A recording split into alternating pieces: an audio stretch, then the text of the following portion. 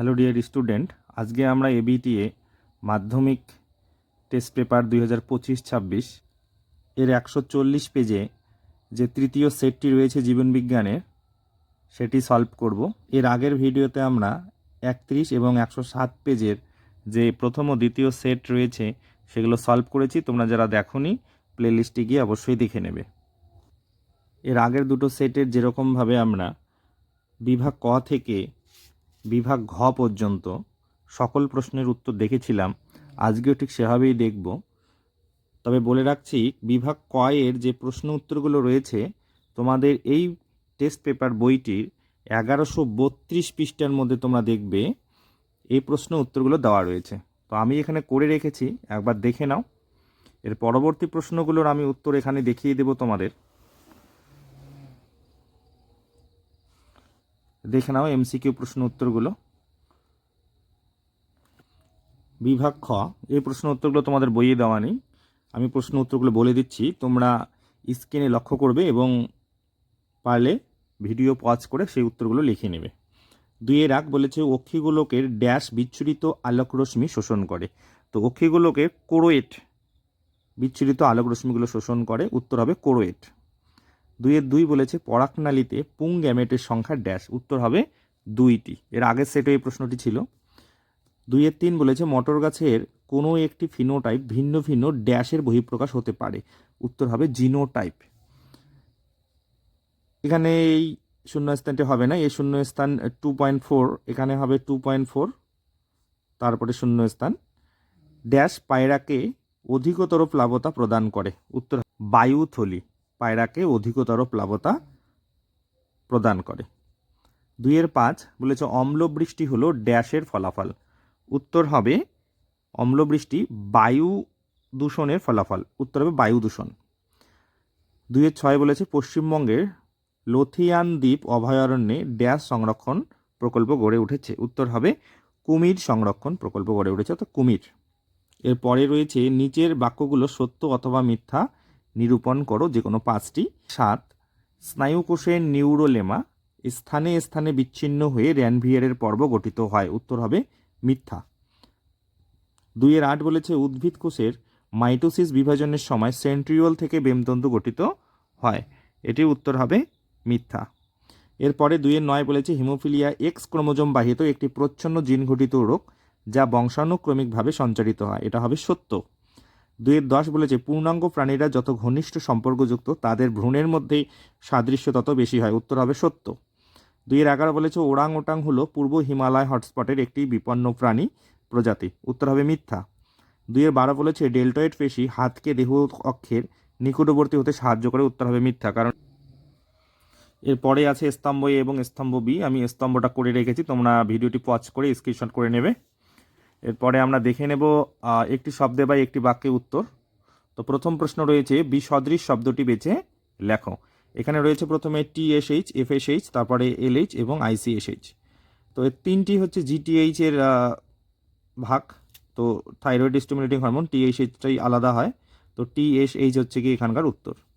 2-20 বলেছে মেন্ডেলের একসংকর জননের পরীক্ষায় প্রাপ্ত দ্বিতীয় অপত্য জনুর ফিনোটাইপিক অনুপাতটি লেখো। তো ফিনোটাইপ অনুপাত কি ছিল? 3:1, উত্তর হবে 3:1। 2-21 বলেছে নিচে সম্পর্কযুক্ত একটি শব্দজোড় দেওয়া আছে, প্রথম শব্দটির সম্পর্ক বুঝে দ্বিতীয় জোড়টির শূন্যস্থানে উপযুক্ত শব্দ বসাও। বলছে আম পিঁপড়ে ড্যাশ পাখি। তো আম পিঁপড়ে কি পতঙ্গদের মধ্যে পড়ে, তো আমের ক্ষেত্রে পিঁপড়ে, তো আম পিঁপড়ে দ্বারা কি হয়? পরাগযোগ ঘটে। তো এখানে পাখি পক্ষী পরাগের মধ্যে আমরা অনেকগুলো ফুলই জানি, যেমন পলাশ হতে পারে, শিমুল হতে পারে, মাদার। তো এখানে শূন্য স্থানে পলাশ, শিমুল অথবা মাদার একটা লিখলেই হবে। 2-22 বলেছে শঙ্কর লম্বা মটর গাছের জিনোটাইপ কি ধরনের। শঙ্কর লম্বা মটর গাছের জিনোটাইপ কি ধরনের বলেছে। তো আমরা জানি জিনোটাইপটি হচ্ছে ক্যাপিটাল টি এবং স্মল টি। তো এটা কি ধরনের? এটা হচ্ছে কি হেটারোজাইগাস। 2-23 বলেছে দ্বিসংকর জননের পরীক্ষায় প্রাপ্ত সর্বাধিক ফিনোটাইপ অনুপাত কত ধরনের জিনোটাইপ নির্দেশন করে, উত্তর হবে 4 ধরনের। 2-24 বলেছে অপসরী বিবর্তনের উদাহরণ দাও, উত্তর হবে মানুষ, তারপর তিমি এবং বাদুড়ের অগ্রপাত। 2-25 বলেছে নিচে 4টি বিষয়ের মধ্যে 3টি বিষয়ের অন্তর্গত সেই বিষয়টি খুঁজে বার করো এবং লেখো। তো এখানে করবেট, জলদাপাড়া জাতীয় উদ্যান এবং কানহা। তো করবেট, জলদাপাড়া, কানহা তিনটেই জাতীয় উদ্যান, তো উত্তর হবে জাতীয় উদ্যান। এরপরে 2026 বলেছে পৃথিবীতে জীববৈচিত্র্যের কারণটি কি? উত্তর হবে মিউটেশন বা পরিব্যক্তি। তো যারা এখনও চ্যানেলটি সাবস্ক্রাইব করোনি অবশ্যই সাবস্ক্রাইব করে রাখবে এবং ভিডিওটি ভালো লাগলে অবশ্যই লাইক করবে। কোনো প্রশ্নের সমস্যা থাকলে অবশ্যই কমেন্টে জানাবে, বা অন্য কোনো সেটের প্রশ্ন উত্তর যদি আগে দরকার হয় অবশ্যই কমেন্টে জানাবে। এখন আমরা দেখব বিভাগ গ, যে নিচে 17টি প্রশ্ন রয়েছে তার মধ্যে 12টি প্রশ্নের উত্তর দিতে হবে। বলছে 3-1, একজন কৃষক কৃত্রিম হরমোনকে তার কৃষি জমিতে ও ফলের বাগানে কোন কোন প্রয়োজনে ব্যবহার করবেন তা মূল্যায়ন করো। এখানেও উত্তরটি দরকার পড়লে তোমরা স্ক্রিনশট করে নেবে ভিডিওটি পজ করে। 3-1, একজন কৃষক কৃষি জমি ও ফলের বাগানে কৃত্রিম হরমোন প্রয়োগ করার প্রয়োজনগুলি হলো, মোট কথা কৃষি জমিতে এবং ফলের বাগানে আগাছা দমন করার জন্য তিনি কিন্তু কৃত্রিম অক্সিন 2,4-D প্রয়োগ করবেন। 2 নম্বরে হচ্ছে বাগানে কৃত্রিম অক্সিন 2,4-D স্প্রে করে গাছের যে মুকুল, কচি ফল এগুলোকে ঝরে পড়ার থেকে রোধ করবে। 3 নম্বর যেটা কৃত্রিম অক্সিন NAA এবং IBA এগুলো প্রয়োগ করে পেঁপে, কলা, টমেটো, পেয়ারার মতো যে ফলগুলো সেগুলোকে বীজবিহীন ফল তৈরি করতে পারে। 3-এর 2 নম্বর প্রশ্ন, নিম্নলিখিত কাজগুলো মস্তিষ্কের কোন কোন অঙ্গগুলো দ্বারা নিয়ন্ত্রিত হয় তাই স্থির করে সারণীবদ্ধ করো। 1 নম্বরে বলেছে লালাক্ষরণ নিয়ন্ত্রণ, 2 নম্বরে মূত্র নির্গমন, 3 নম্বরে ঘর্ম নিঃসরণ এবং 4 নম্বরে দেহের ভারসাম্য নিয়ন্ত্রণ। আমি তোমাদের পাঠ্য বইয়ের পৃষ্ঠ নম্বর সহ উত্তরগুলো দেখিয়ে দিচ্ছি, তোমরা উত্তর লেখার সময় এই ছক বানিয়ে সাজিয়ে লিখবে। তোমাদের টেক্সট বই ছায়া পাবলিকেশনে তোমরা দেখবে 24 পৃষ্ঠায় এই যে লালাক্ষরণ সেটাকে করে সুষুম্না শীর্ষক, ইংরেজিতে যেটাকে আমরা বলি মেডালা অবলঙ্গাটা। এরপর সাঁতরা পাবলিকেশনের 25 পৃষ্ঠায় তোমরা দেখবে মূত্র নির্গমন, মূত্র নিয়ন্ত্রণ করে রয়েছে হচ্ছে পন্স বা যোজক। এরপরে রয়েছে ঘর্ম নিয়ন্ত্রণ বা ঘাম নিঃসরণ, সেটা করে সুষুম্না শীর্ষক। এবং আর একটা রয়েছে দেহ ভারসাম্য নিয়ন্ত্রণ, সেটা করে লঘু মস্তিষ্ক। 3-এর 3 নম্বর প্রশ্ন, তুমি বিদ্যালয়ের ফুটবল টিমের গোলরক্ষক হওয়ার সুবাদে খেলার সময় তোমার যে যে অস্থিসন্ধি ও পেশি ব্যবহৃত হয় তার একটি তালিকা তৈরি করো। উত্তর দেখে নাও। 3-এর অস্থিসন্ধি এবং পেশিগুলোর তালিকা। তো এখানে অস্থিগুলোর নাম রয়েছে, উদাহরণ দেওয়া রয়েছে, এই যে কবজা সন্ধি, হাঁটু ও কোনোই অস্থিসন্ধি, বল ও সকেট অস্থিসন্ধি যেগুলো, স্কন্ধসন্ধি এবং উরুসন্ধি। এবং যে পেশিগুলো আমাদের কাজ করে সেগুলো হলো পেশি, এখানে ফ্লেক্সর পেশি বাইসেপস, এক্সটেনসর পেশি ট্রাইসেপস, অ্যাবডাক্টর পেশি হচ্ছে ডেলটয়েড, অ্যাডাকশন পেশি লটিসিমাস ডরসি, রোটেটর পেশি পাইরিফর্মিস পেশি। তোমরা এছাড়াও হাত ও পায়ের পেশি বলে উল্লেখ করেও এগুলো লিখতে পারো। তো তোমরা চাইলে ভিডিওটি পজ করে এখানে স্ক্রিনশট করে নাও, আমি আর একবার তোমাদের এই উত্তরটি দেখিয়ে দিচ্ছি। পরের প্রশ্ন 3-4, সাইকেল চালানোর সময় যে সকল প্রতিবর্ত ক্রিয়ার সাহায্য নিতে হয় তার যে কোনো দুটি প্রতিবর্ত ক্রিয়ার নাম লেখো। উত্তরটি দেখিয়ে দিচ্ছি, দেখে নাও যে সাইকেল চালানোর সময় দুটি প্রতিবর্ত ক্রিয়ার নাম, একটা হচ্ছে ভারসাম্য রক্ষা যেটা অর্জিত প্রতিবর্ত ক্রিয়া, প্যাডেল করা এটা অর্জিত প্রতিবর্ত ক্রিয়া, কিন্তু অক্ষিগুলোকে যে সঞ্চালন হয় সাইকেল চালানোর সময় তখন সেটা হচ্ছে জন্মগত প্রতিবর্ত ক্রিয়া। 3-এর 5 নম্বর প্রশ্ন, তোমার বন্ধুর হাতে একটি টিউমার তৈরি হয়েছে, এর সাথে কোষ বিভাজন নিয়ন্ত্রণের সম্পর্ক স্থাপন করো। সাঁতরা পাবলিকেশনের যে টেক্সট বই তার 46 পৃষ্ঠায় তোমরা দেখবে, এখান থেকে লিখবে কোষচক্রের অত্যন্ত জটিল একটি জৈব রাসায়নিক প্রক্রিয়া নিয়ন্ত্রিত কোষ বিভাজনে DNA RNA বিভিন্ন উৎসেচক পরিবেশগত শর্তের উপর নির্ভর করে, এই শর্তগুলো কোষচক্র নিয়ন্ত্রণ করে। এই কোষচক্রের বিভিন্ন বিন্দু যেমন G1 S G2 এগুলোতে নিয়ন্ত্রণ নষ্ট হয়ে গেলে অনিয়ন্ত্রিত কোষ বিভাজন ঘটে, যা পরবর্তীকালে টিউমার সৃষ্টি হয়। কখনো কখনো সেটা ম্যালিগন্যান্ট টিউমারে তৈরি হয়, তখন ক্যান্সার সৃষ্টি হয়। এইটুকুই লিখতে হবে। এর আগে এই প্রশ্নের আমরা উত্তর আগের সেটগুলোতে করেছি, তোমরা চাইলে আগের ভিডিওগুলো প্লে লিস্টে গিয়ে দেখে নেবে। 3-এর 6 নম্বর প্রশ্ন, নিম্নলিখিত বৈশিষ্ট্যগুলো মানব বিকাশের কোন কোন দশায় সঙ্গে সংশ্লিষ্ট তা সারণীর সাহায্যে লিপিবদ্ধ করো। যেমন আবেগ প্রবণতা বাড়ে, কল্পনাপ্রবণ এবং মেজাজি হয়, যৌন জীবনের সূচনা হয়। 2 নম্বরে বলেছে শ্রবণ শক্তি ঘ্রাণ শক্তি কমে আসে। 3 নম্বরে বলেছে মুখ দেখে মানুষ চেনার চেষ্টা করে। 4 নম্বরে নেতৃত্ব দান, বিচার বিশ্লেষণকারী ক্ষমতা পরিণত হয় এসব। তোমাদের সাঁতরা পাবলিকেশনে 64 পেজে এই প্রশ্নের উত্তরগুলো পাবে, আমি এখানেই বলে দিচ্ছি। 1 নম্বরে বলেছে আবেগ প্রবণতা বাড়ে, কল্পনাপ্রবণ এবং মেজাজি হয়, যৌন জীবনের সূচনা, এটা হবে বয়ঃসন্ধিকাল। 2 নম্বরে রয়েছে শ্রবণ শক্তি, ঘ্রাণ শক্তি এগুলো কমে আসে, এটা হবে বার্ধক্য দশায়। 3 নম্বরে বলেছে মুখ দেখে মানুষ চেনার চেষ্টা করে, এটা কি হবে সদ্যজাত। ঠিক আছে, এরপরে রয়েছে নেতৃত্ব দান, বিচার এবং বিশ্লেষণী ক্ষমতা পরিণত হয়, এটা হচ্ছে গিয়ে পরিণত দশায়। এরপরে রয়েছে 3-7 বলেছে নিম্নলিখিত বৈশিষ্ট্যের ভিত্তিতে ডিএনএ এবং আরএনএর পার্থক্য নিরূপণ করো। এই বৈশিষ্ট্যগুলো কি কি রয়েছে এখানে? বৈশিষ্ট্যগুলো রয়েছে প্রথমত 5C শর্করাযুক্ত এবং পিরিমিডিন ক্ষারকের প্রকৃতি। তো আমরা এই প্রশ্নের উত্তরটা আগের সেটে করেছি, তোমরা যারা আগের সেটটা দেখেছো বা যারা দেখোনি দেখে নাও। 3-8 নম্বর প্রশ্ন, ভারতবর্ষের বিভিন্ন রাজ্য তথা পশ্চিমবঙ্গে কন্যা সন্তান জন্ম দেওয়ার জন্য মায়েরা লাঞ্ছিত হন, এই সমস্যার সঙ্গে লিঙ্গ নির্ধারণ সম্পর্কিত বংশগতির সম্পর্কটা প্রতিষ্ঠা করতে বলেছে। সাঁতরা পাবলিকেশনের 83 পেজে তোমরা দেখবে এখানে লিঙ্গ নির্ধারণে পিতার ভূমিকা রয়েছে। এই পিতার ভূমিকা যে রয়েছে লিঙ্গ নির্ধারণে, এইটুকু লিখলেই হবে যে আসলে পুত্র এবং কন্যা সন্তান জন্ম দেওয়ার জন্য পিতার ভূমিকাই প্রধান, এই পর্যন্ত লিখলেই হবে। পরের প্রশ্ন 3-9, মটর গাছের বীজের ক্ষেত্রে মেন্ডেলের নির্বাচিত প্রকট ও প্রচ্ছন্ন বৈশিষ্ট্যগুলো সারণীর সাহায্যে লিপিবদ্ধ করো। তোমাদের পাঠ্যপুস্তকের 74 পেজে তোমরা দেখবে এখানে প্রকট এবং প্রচ্ছন্ন যে বৈশিষ্ট্য রয়েছে তার একটা সুন্দর করে ছক দেওয়া রয়েছে, এই ছকটাই তোমাদেরকে করতে হবে। 3-10 বলেছে বংশে থ্যালাসেমিয়ার ইতিহাস থাকলে জেনেটিক কাউন্সেলিং জরুরি, এ বিষয়ে তোমার মতামত ব্যাখ্যা করো। সাঁতরা পাবলিকেশনের 86 পেজে তোমরা দেখবে এখানে নিচের দিকে জেনেটিক কাউন্সেলিংয়ের যে ভূমিকা রয়েছে এটাই তোমাদের মতামত ব্যক্ত করতে হবে, এই পর্যন্ত লিখবে। 3-11 বলেছে একটি খাদক মাছের উপস্থিতি অনুভব করে ভাসতে থাকা একটি পোনা মাছ জলের গভীরে প্রবেশ করলো। তো মাছের এইরূপ অভিযোজনের জন্য দায়ী অঙ্গটির ভূমিকা ব্যাখ্যা করো। মানে কি, যে পোনা মাছটি গভীরে গেল বা গভীরে যাওয়ার জন্য বা গভীর থেকে উপরে ভাসার জন্য যে অঙ্গটি কাজ করে সেটা জানি আমরা নিশ্চয়ই পটকা। তো পটকার ভূমিকা বা অভিযোজনগত বৈশিষ্ট্য আমরা এর আগে সেটেও করেছি, আমি এখানে উত্তরটি দেখিয়ে দিচ্ছি, তোমরা দেখে নাও। পাঠ্যপুস্তকের 105 পেজে তোমরা দেখবে এখানে মাছের পটকার ভূমিকা রয়েছে, এই পর্যন্ত লিখতে হবে। 12 নম্বর প্রশ্ন, এক শৃঙ্গযুক্ত গন্ডারের দুটি ইনসিটু সংরক্ষণ পদ্ধতি আলোচনা করো। তোমাদের সাঁতরা পাবলিকেশনের 136 পৃষ্ঠায় তোমরা দেখবে এখানে প্রত্যেকটা জাতীয় উদ্যান, তো এটা হচ্ছে গিয়ে তোমার এক শৃঙ্গ গন্ডারের প্রকল্পের নাম, তো সব জাতীয় উদ্যান, এবং আর একটা রয়েছে স্যাংচুয়ারি। তো উত্তর কি হবে? উত্তর হবে 1 নম্বর লিখবে তোমরা জাতীয় উদ্যান এবং 2 নম্বরে লিখবে স্যাংচুয়ারি অথবা অভয়ারণ্য। 3-13 নম্বর প্রশ্ন, পেঁয়াজের স্বল্পপত্র ক্যাকটাসের পত্রকণ্টক কী ধরনের অভিব্যক্তিকে সূচিত করে ব্যাখ্যা করো।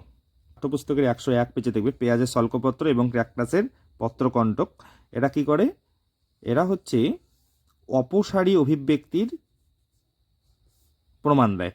তো এখানে গুরুত্ব এখান থেকে এটুকু লিখতে হবে, ব্যাখ্যা যেহেতু বলেছে এই পর্যন্ত। 14 নম্বর প্রশ্ন, তেলাপিয়া মাছের ব্যাপক চাষ দেশীয় প্রজাতির মাছগুলোর বিপন্নতার কারণ হয়ে দাঁড়াচ্ছে, বক্তব্যটির যথার্থতা বিচার করো।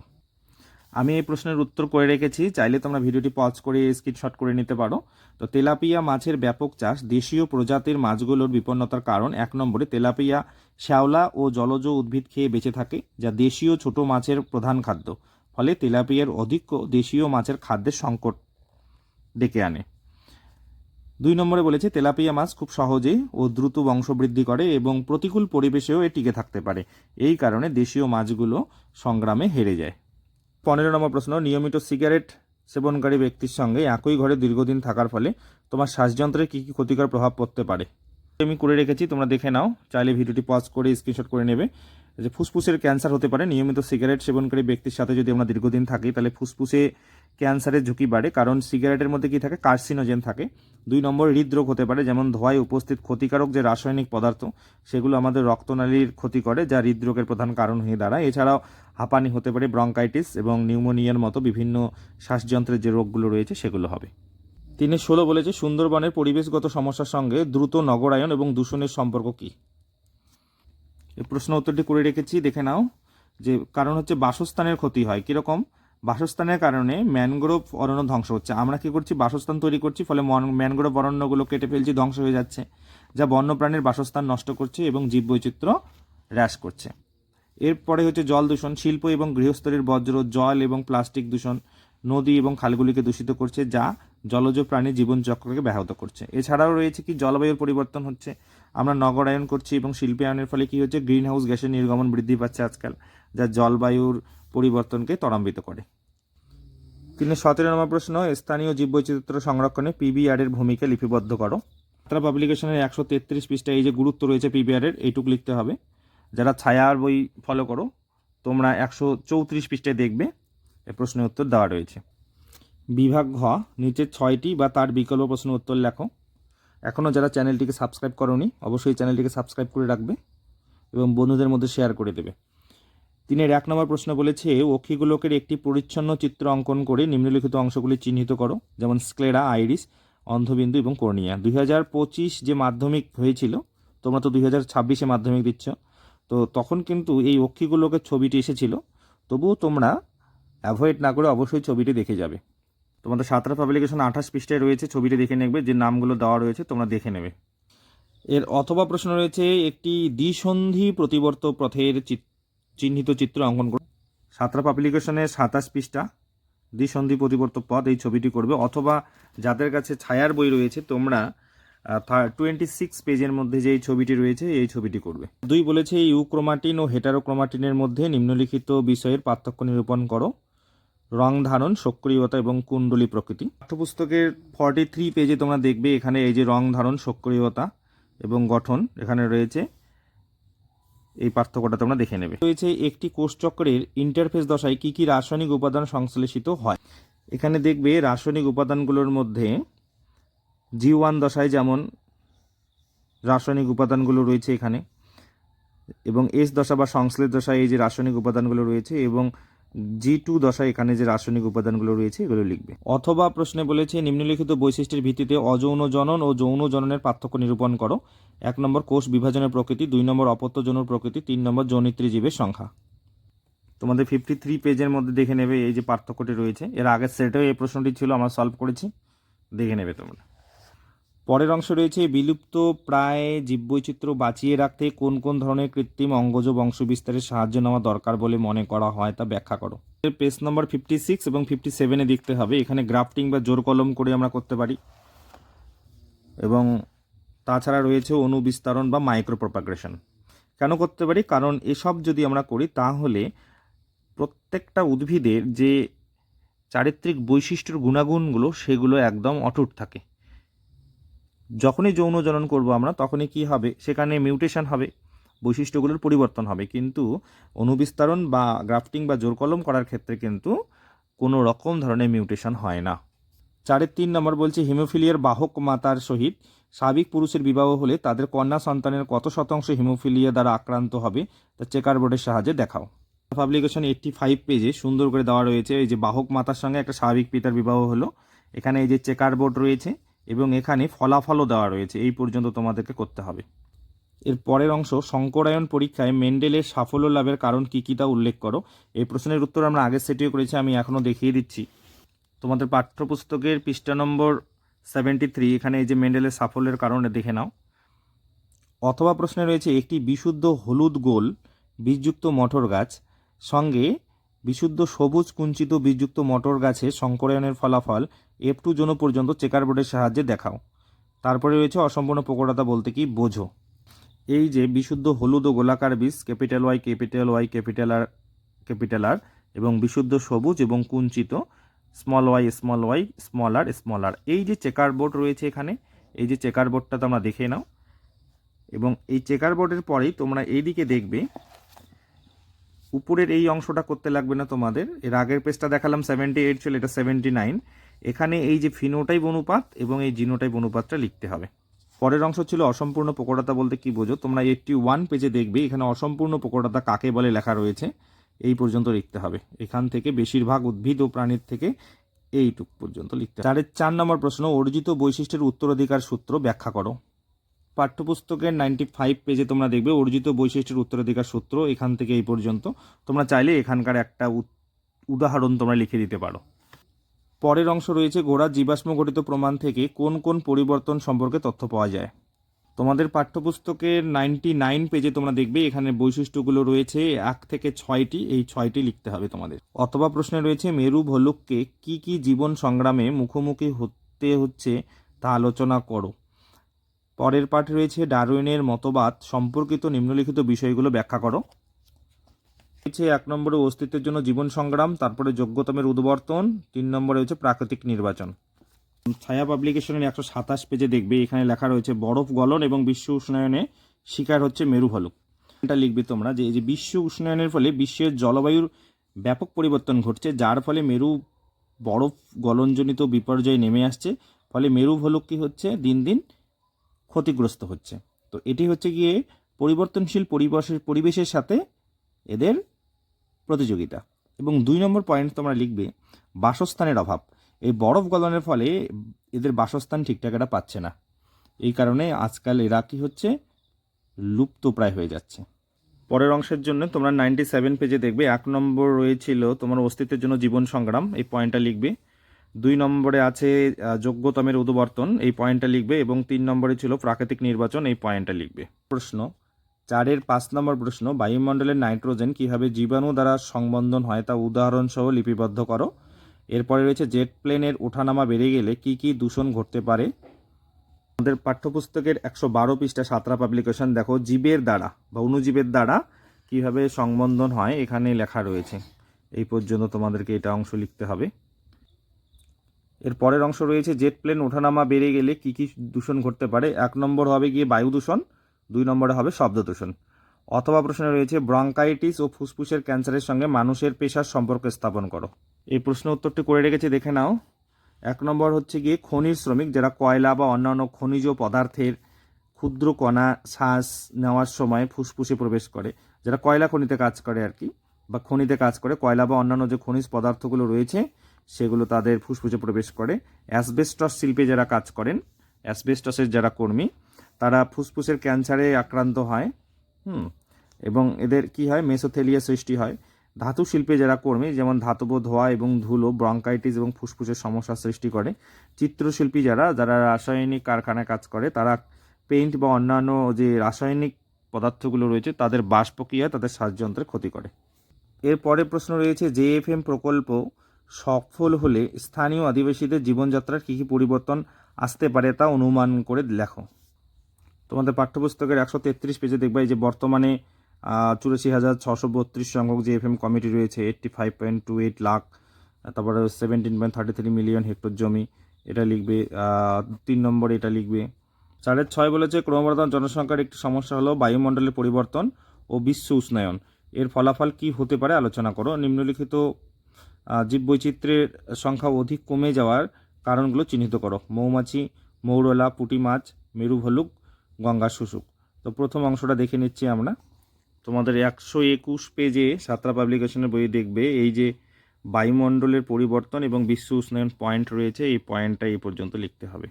পরের অংশ যে রয়েছে মৌমাছি, তো এই মৌমাছি হচ্ছে গিয়ে বিপন্নতার প্রধান কারণ হলো অতিরিক্ত কীটনাশকের ব্যবহার এবং জীববৈচিত্র্য হ্রাস।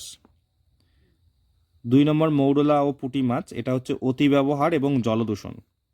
মেরু ভল্লুকের ক্ষেত্রে যদি আমরা বলি, মেরু ভল্লুকের ক্ষেত্রেও আমরা চোরা শিকার লিখতে পারি এবং বিশ্ব উষ্ণায়ন। গঙ্গা শুশুকের ক্ষেত্রে চোরা শিকার এবং জলদূষণ। অথবা প্রশ্ন বলেছে কোনো অঞ্চলকে জীববৈচিত্র্য হটস্পট বলে ঘোষণা করতে চাইলে কী কী শর্ত মানতে হবে তা উল্লেখ করো। এবং পরে রয়েছে ড্রাগ ও ওষুধ প্রস্তুতিতে এবং বাস্তুতন্ত্রের ভারসাম্য রক্ষায় জীববৈচিত্র্যের গুরুত্ব আলোচনা করো। 125 পৃষ্ঠায় তোমরা দেখবা জীববৈচিত্র্য হটস্পট নির্ধারণের শর্ত, এখানে রয়েছে, শর্তগুলো দেখে নেবে। এরপরে রয়েছে ড্রাগ ও ওষুধ প্রস্তুতি, তোমাদের পাঠ্যপুস্তকের পৃষ্ঠা নম্বর 123, এখান থেকে এটুকু দেখে নেবে।